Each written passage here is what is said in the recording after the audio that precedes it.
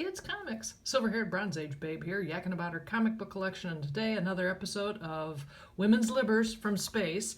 This time I'm going to try to quickly go through a 3-story arc in Action Comics of probably my favorite Women's Libber from Space, Faora.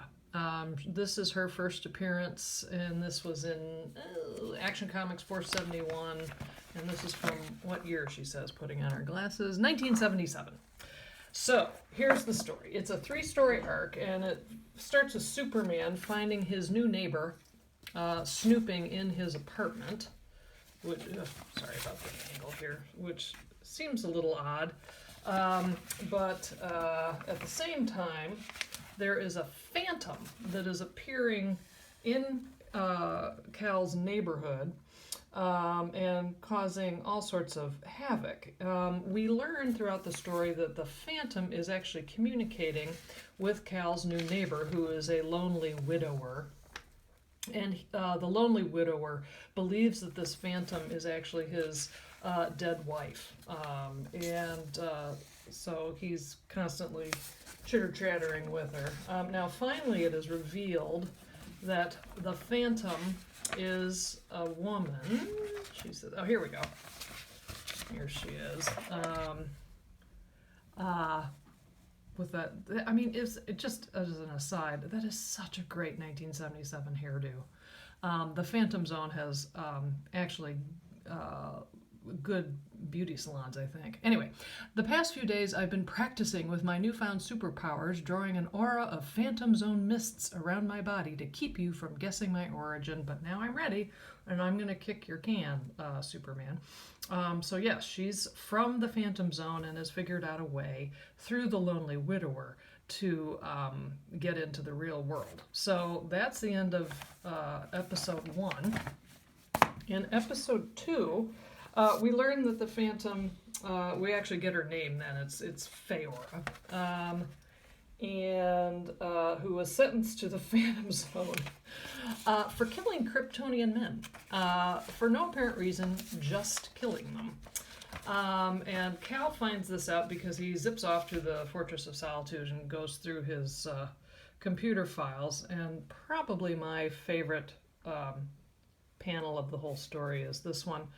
Tried and convicted on the 52nd Belly Youth in the year 10,000 to 300 years in the zone for wantonly causing the death of 23 Kryptonian men in her own male concentration camp.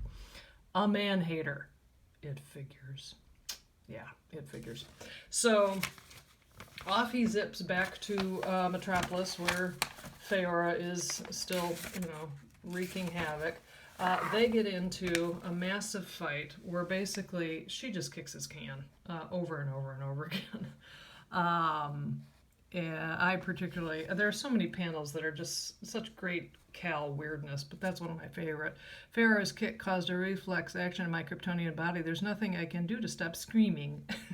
It's like, you poor thing.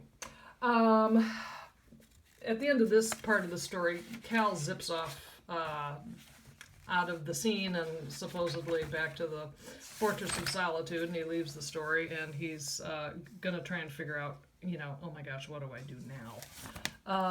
And then in the third act, this issue opens with an interesting conversation about feminism between Morgan Edge and Lois Lane.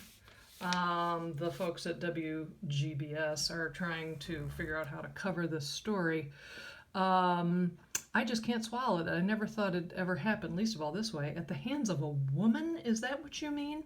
No offense, Lois, but it's true. Females are the weaker sex on Earth as well as on Krypton. And basically that, but someone else cuts that conversation short. But again, there you go, boys at DC. They really have to get that, us versus them discussion into the book. The only problem I have with this story, is that Fiora's evil plan is never really spelled out. I'd like to know more. Just, why does she hate Kryptonian men? how come she's so hell-bent on, on world domination in this way. I just would find it intriguing. So Superman has basically, he's sending in the cavalry, meaning his robots, and so she's beating the robots all to heck with that. Superman and Supergirl eventually figure out how to save the day and save everybody. Faora has been sending people to the Phantom Zone, you see. So they figure out how to basically send Faora packing, and that's lovely. And they send her packing to the back to the Phantom Zone. And the best part of this story, you know, she definitely gets her comeuppance. You know, the women's Libber from space really does get what's coming to her. She's banished to the Phantom Zone, but with the simpering phantom of the lonely widower here constantly at her side, nattering in her ear for all of eternity. So there you have it. One of my favorite women's Libber stories from space. There you go. I love you, Faora. Thanks so much for stopping by. I'll see you next time.